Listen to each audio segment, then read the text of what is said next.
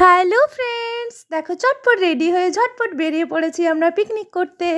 আজকে আমরা সবাই মিলে ফ্যামিলির চললাম পিকনিক করতে জয়চণ্ডী পাহাড়। তো দেখো বন্ধুরা, আমরা এখানে পৌঁছে গেছি পিকনিকের স্পটে। আমরা তারপরে দেখো এখানে সবাই মিলে খুব মজা করছি। তো আমাদের টিফিনে কি ছিল দেখো, চপ মুড়ি, জিলিপি, ডিম সেদ্ধ, সবাই মিলে বেশ মজা করে খেয়েছি।